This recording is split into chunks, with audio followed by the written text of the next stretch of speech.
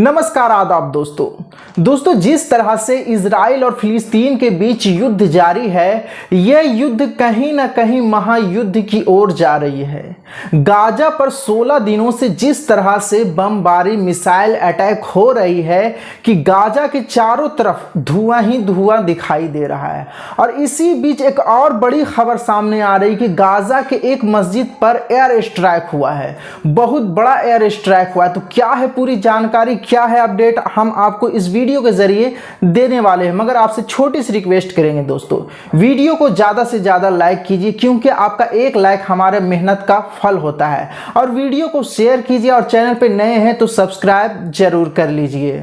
दोस्तों, गाजा में हालात इतनी बदतर हो गई है कि वहाँ के लोगों को खाना पीना, ईंधन, बिजली सभी को बंद कर दिया है। गाजा तो अब अंधकार में डूब गई है। अब तो हालात ऐसी हो गई है कि मरीजों को सर्जरी के लिए मोबाइल की टॉर्च जलाकर किया जा रहा है। दोस्तों, कल्पना आप कर सकते हैं कि अगर आप गाजा के एक आम नागरिक होते और आपको खाना कहीं से नहीं मिलता, पानी कहीं से नहीं मिलता, चारों तरफ बमबारी और मिसाइल की आवाज़ आती, तो आपको कैसा लगता? जरा सोचिए। हम तो सिर्फ कल्पना कर सकते हैं वहाँ कितना भयानक मंजर होगा।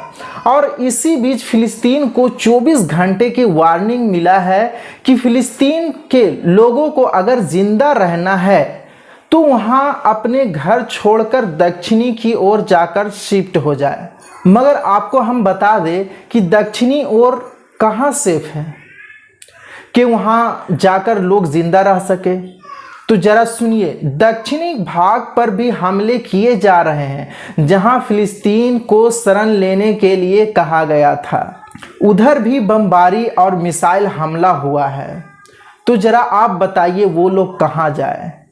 और साथ ही साथ आपको बता दें कि गाजा के एक मस्जिद पर बहुत बड़ा हमला हुआ है, तो उसकी भी जानकारी आपको विस्तार से हम दे रहे हैं। दोस्तों, इजरायली लड़ाकू विमानों ने रविवार तड़के वेस्ट बैंक में एक मस्जिद पर एयर स्ट्राइक की।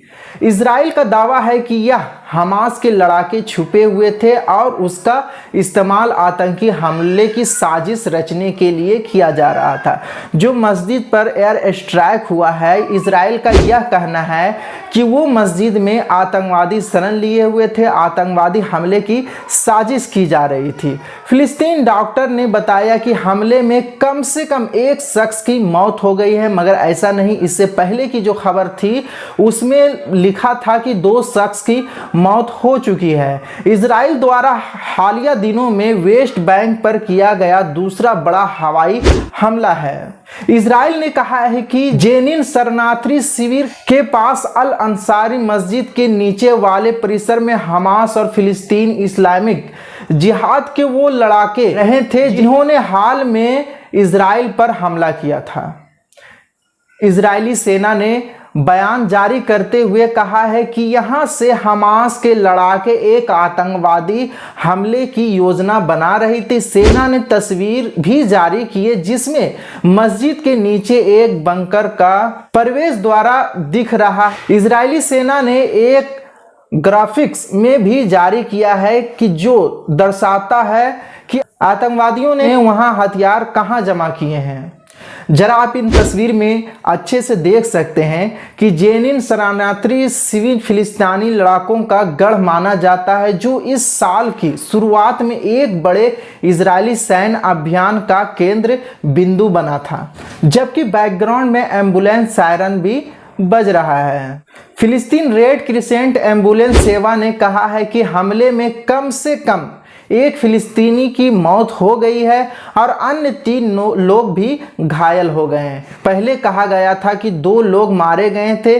शिविर में रहने वाले लोगों ने कहा कि उन्हें इजरायली द्वारा चेतावनी भी मिली है कि शिविर से दूर रहे, क्योंकि यहां आतंकवादियों से घुसपैठ हो रही है। फिलिस्तीनी अधिकारियों का कहना है कि 7 अक्टूबर को हमास के हमले के बाद इजरायली लगातार गाजा में बमबारी रॉकेट हमले कर रहे हैं। गुरुवार को इजरायली बलों के साथ संघर्ष में वेस्ट बैंक में से कम 84 फिलिस्तीनी मारे गए। इजरायली सेना ने कहा है कि उसने शहर तुलकरम के पास एक शरणार्थी शिविर में एयर स्ट्राइक और हवाई हमला किया है।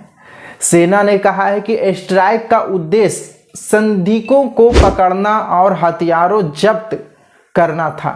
फिलिस्तीनियों ने कहा है कि इस हमले में कम से कम 12 लोग भी मारे गए हैं। हमास से 16 दिनों की जंग में इजराइल और फिलिस्तीन के बीच युद्ध में 5000 से ज़्यादा लोग मारे गए। हमास ने 7 अक्टूबर को इजराइल पर अचानक हमले बोला था।